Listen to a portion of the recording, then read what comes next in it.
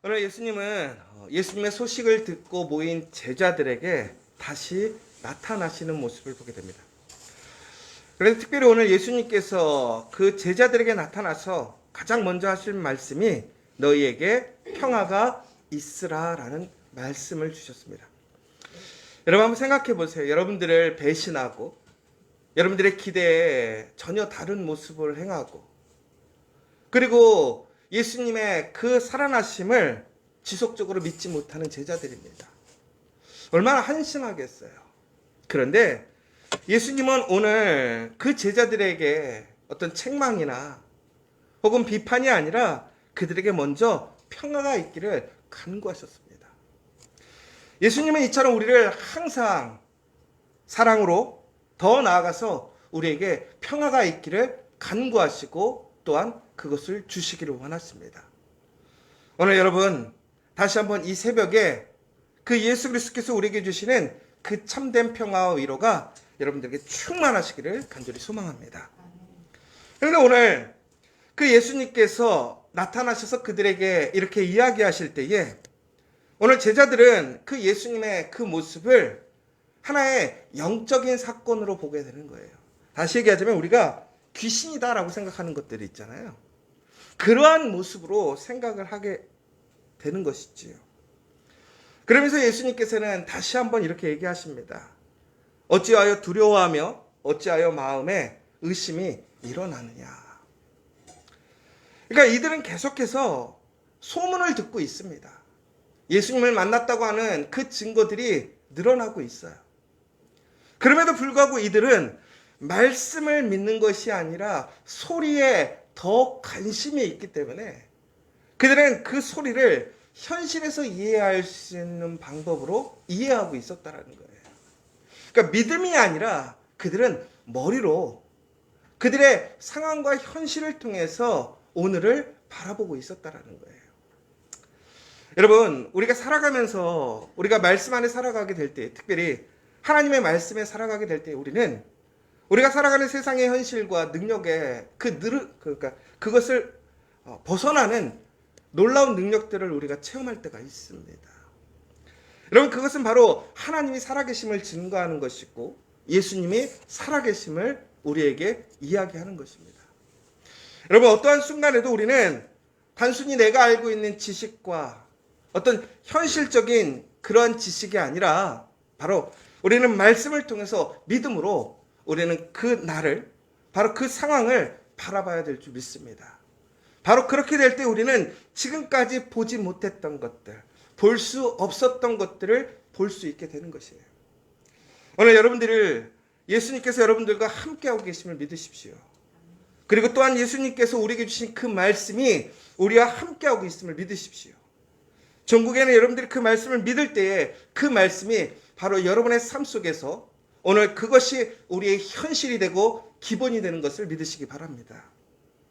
그런데 바로 그때 제자들은 그럼에도 불구하고 믿지 못하는 거예요. 그들은 영으로서만 생각하는 거예요. 그런데 바로 그때 예수님께서 그들에게 증거를 보여주십니다. 그게 뭐냐? 내 손과 발을 보라라고 얘기하십니다. 여러분, 예수님의 손과 발에는 무엇이 있냐면 바로 못질을 당했던 그 흔적이 있는 거예요. 구멍이 뚫려 있는 거예요. 예수님께서 십자가에 달려 돌아가실 때에 가장 큰 고통이 무엇이었을까? 아마도 예수님께서는 그 십자가의 길이 시작되는 그 순간부터 고통이셨을 거예요. 사람들의 배신, 배반, 더 나아가서는 사람들의 조롱과 욕설, 그리고 심한 채찍질도 있었습니다. 그리고 십자가를 짊어지고 그 골고다의 언덕을 올라가는 그 언덕길이 얼마나 힘들고 어려웠겠어요. 그러나 최종적으로 가장 힘들고 어려웠던 게 무엇이었을까요? 아마도 예수님의 손과 발을 못으로 박는 그 순간이 아니었을까. 여러분, 그것으로 끝난 것이 아니었죠. 예수님께서 십자가에 매달려 계심으로 인하여 예수님의 온 육체의 무게가 그 손과 발에 집중되었어요. 그래서 일부러 십자가에 그 처형을 했던 것이지요. 왜? 천천히 고통받으면서 죽으라는 거예요. 예수님의 그 십자가의 흔적은 엄밀히 보면 예수님께는 트라우마예요. 여러분, 무엇인가 사고를 당하거나 어려움을 당했던 흔적이 있으십니까? 아마 우리는 그것을 보면 정말 기쁘지 않을 거예요. 저도 예전에 이렇게 신경통 같은 게 좀 생겼었어요. 제가 캐나다에서 건축을 하도 오래 해가지고 나중에는 에어컨 바람만 쐬도 이렇게 막 온몸이 쓰리는 거예요. 쓰리는 거. 근데 제가 그때 그 쓰림의 현장을 느끼면서 마음이 기뻤을까요? 아니에요. 내가 이게 왜 이러지? 내가 이게 뭐 하는 짓이지? 더 나아가서는 끝까지 교회가 아름답게 세워지지 못하고 나중에 교회가 무너지고 없어져 버렸어요. 그러니까 교회는 사라졌는데 그 흔적은 내 몸에 남아있는 거예요.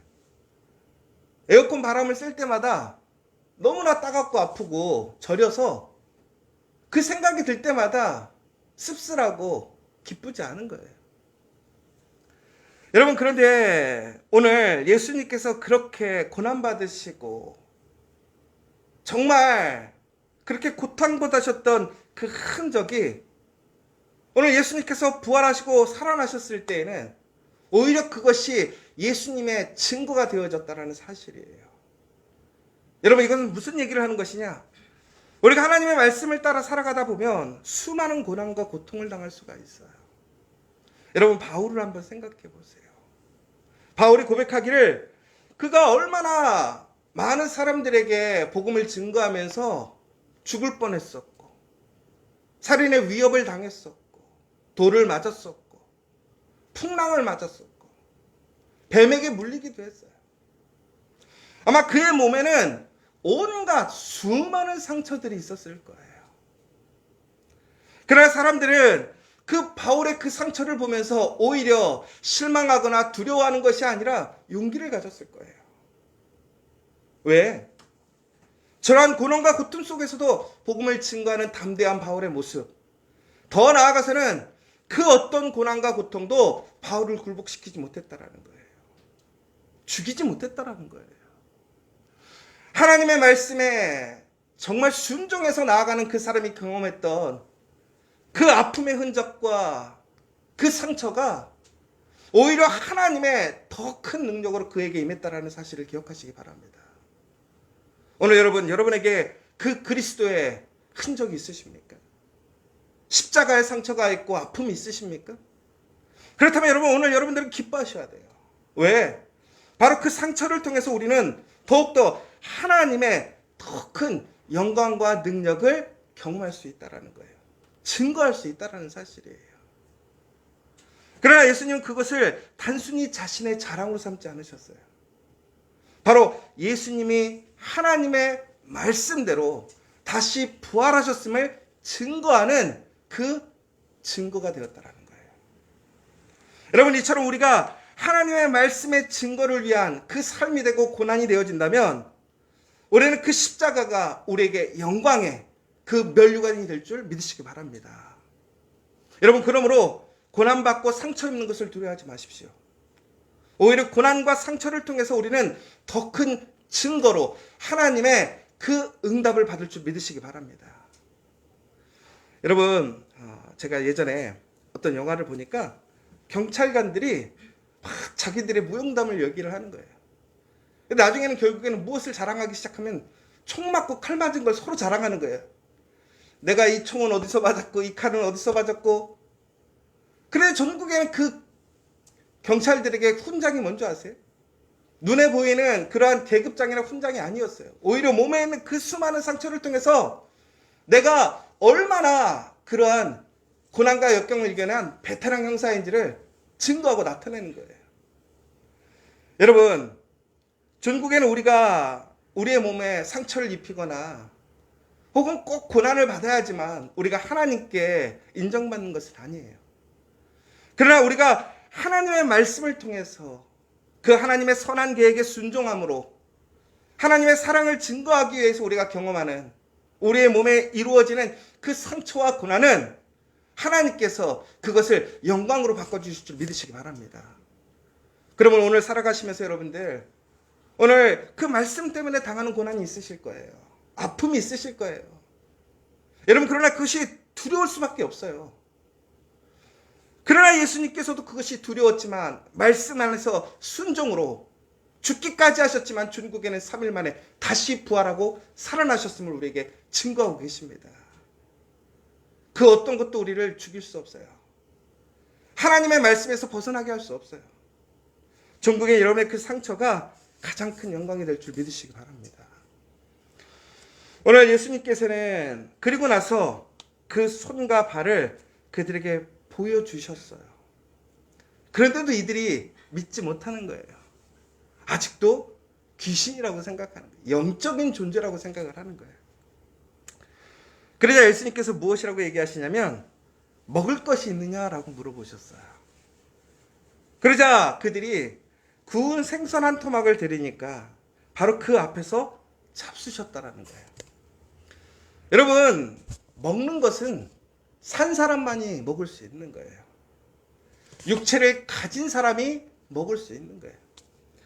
우리가 예전에 보면 제사를 드릴 때 제사상을 차리잖아요. 그럼 우리가 뭐라고 그러냐면 조상님들이 와서 먼저 드신다고 숟가락 꽂아놓고 우리 먼저 먹으면 큰일 났잖아요. 손도 못 댔잖아요. 그쵸? 조상님들 먹고 나서 나중에 우리가 먹어야 된다고 그랬었잖아요. 여러분 그런데 그 영적인 존재는 그 음식을 먹을 수 있나요? 없나요? 안 없어져요. 그런데 오늘 예수님은 실제적으로 그 음식을 드셨다라고 하는 것은 뭐예요? 영적인 회복이 아니라 바로 육적으로 다시 부활하셨음을 우리에게 약속하시는 거예요. 증거하신 거예요. 여러분, 하나님의 말씀은 진정으로 이렇게 성취되는 거예요. 불가능할 것 같지만 그 불가능한 일이 우리의 삶의 현실로서 증거로서 나타났다는 거예요. 그러므로 예수님은 오늘 그들과 함께 먹고 마시고 식사하심을 통해서 예수님이 다시 부활하셨음을 그들에게 증거하셨다는 거예요. 여러분 우리가 매일매일 아침에 식사를 하게 됩니다. 여러분 밭에 우리는 이것을 기억하셔야 돼요. 오늘 우리에게 주시는 하나님의 일용한 양식에 대해 감사할 수 있어요. 그러나 또한 우리가 그 음식을 통해서 먹고 있을 때 우리는 무엇을 느끼냐면 내가 살아있음을 느끼는 거잖아요. 내가 살아있으니까 먹을 수 있는 거잖아요. 그런데 우리가 또 한 가지 기억해야 될 것이 있다는 거예요. 뭐냐? 바로 그 음식을 먹는다고 하는 것은 내가 오늘 살아있다고 하는 것은 오늘 예수님처럼 죽음에서 다시 부활하여 영원한 삶으로 살아갈 수 있음을 우리는 확실할 수 있는 소망을 가져야 한다는 거예요. 오늘 그 밥 한 숟가락 뜨는 것이 어느 때는 너무나 힘들고 어려울 때가 있어요. 너무나 마음 상할 때도 있어요. 그러나 여러분 기억하십시오. 그 식탁을 통해서 우리에게 주시는 그 일용한 양식처럼 또한 우리가 그 식탁을 통해서 하나님 나라에서 영원한 그 하나님의 만찬에 참여할 수 있음을 기억하시는 오늘 이 시간이 되시길 간절히 소망합니다. 여러분 그런데 우리가 여기서 아주 중요한 사실이 하나 있어요. 바로 이처럼 우리의 삶 속에서 우리는 그리스도인의 그 삶의 증거가 되는 우리의 삶이 되어야 돼요. 고난과 어떠한 아픔과 상처를 오히려 기쁨과 영광으로 알아야 돼요. 오히려 우리는 상처받지 않고 오히려 흠집나지 않는 그런 깨끗한 모습을 편한 모습을 기대할 때가 많아요. 여러분 그러나 여러분 분명히 기억하시기 바랍니다. 오늘 우리에게 주어지는 그 상처와 바로 그 복음의 증거 말씀의 흔적이 우리에게 주어지는 영광이고 능력이라는 사실입니다. 여러분 하나님의 능력을 원하지 않으십니까? 하나님의 은혜를 받고 싶지 않으십니까? 하나님의 신실하신 놀라운 그 계획을 알고 싶지 않으십니까? 그렇다면 우리의 그러한 고난과 그러한 고통을 두려워하지 마십시오. 오늘 나에게 오는 그러한 고난과 그 흔적을 통해서 더욱더 우리의 몸에 그리스도의 그 십자가의 흔적이 그 사랑과 섬김이 우리의 모습 속에 새겨질 수 있는 그리스도인이 되시기를 간절히 소망합니다. 그리고 또 한 가지 바로 이러한 사람들을 우리는 존중하고 존경해야 돼요. 우리가 참 여러 나라의 군대들 특별히 많은 사람들에 대해서 얘기를 하지만 저도 군대를 갔다 오지 않았고 저도 대한민국 사람이에요. 그런데 미군들에 대한 어떠한 모습들을 보면 참 그런 게 있어요. 미국은 왜 강대국일까 한번 생각해 봤는데, 미국은 군인들을 매우 존중해줘요. 왜 그런지 아십니까? 목숨을 걸고 나라를 지키는 그 최전선에 있는 사람들이니까 그 사람들을 존중해주고 존경해주는 거예요. 여러분, 그래서 우리는 그런 일례를 참 많이 봐요. 그 사람들이 비행기 타면요, 사람들이 그 사람들을 위해서 박수를 쳐줘요. 인사해주고 좋은 자리를 양보해줘요. 근데 예전에 얼마 전에 우리 이영우 목사님이, 우리 송호 목사님이 군목이잖아요. 근데 모자를 하나 주셨대요. 그 군인 모자를. 그런데 목사님이 그 모자를 쓰고 어디를 가셨는데, 목사님이 군인인 줄 알고 사람들이 목사님한테 막 이렇게 양보하고 이렇게 인정해 주는 거예요. 그러니까 목사님이 나중에는 난 그게 아니라 내 아들이 내 모자를 줘갖고 내가 쓴 거다, 이렇게 얘기를 하셨다라는 거예요. 여러분, 그 모자 하나만 써도 사람들은 뭐라고 생각하는 거예요? 저 사람이 우리나라를 위하여 수고한 사람이구나, 애쓴 사람이구나. 그런데 그렇게 사실을 얘기했는데도 뭐라고 하는지 아세요? 오히려 그 가족이니까 또한 존중해 주는 거예요. 인정해 주는 거예요. 여러분, 우리가 그리스도 안에서 살아갈 때에 우리는 이것이 기쁨이고 영광이라고 생각한다면, 우리가 정말 말씀 때문에 순종하고 헌신하고 고난받는 사람들을 우리는 어떻게 해야 될까요? 인정해줘야 돼요. 지지해주고 축복해줘야 된다는 거예요. 여러분, 그래서 우리는 진정으로 그 삶을 살아가는 사람들이 더욱더 감사와 기쁨으로, 소망으로 살아갈 수 있는 그 증거자들이 돼야 될 것이고, 그거를 후원하는 공동체가 돼야 될 줄 믿습니다. 그래서 저는 우리 커피와 교회가 진심으로 그러한 정말 하나님의 영광과 상처를 두려워하지 않고 담대하게 말씀에 순종하는 그 믿음의 공동체가 되었으면 좋겠고, 그 일을 향해 나아가는, 이름 없이 빛도 없이 살아가는 그 상처와 고난을 짊어진 사람들을 우리는 인정하고 축복하고 지지해 줄 수 있는 공동체가 되어야 한다는 거예요. 그러나 전국에는 바로 그렇게 살아가는 사람들이 하나님의 놀라운 그 은혜의 영광에 참여하게 됨을 기억하시기 바랍니다. 여러분, 오늘 여러분들에게 그 상처가 있으십니까? 아픔이 있으십니까? 그러나 그것을 기뻐하십시오. 그리고 또한 우리의 자녀들이 그것을 소망하며 기쁨으로, 또한 우리의 가정과 일터가 그 십자가의 흔적이 남는 거룩한 믿음의 가정, 믿음의 일터, 우리 믿음의 공동체 될 수 있도록 힘쓰시는 복된 하루 되시기를 간절히 소망합니다.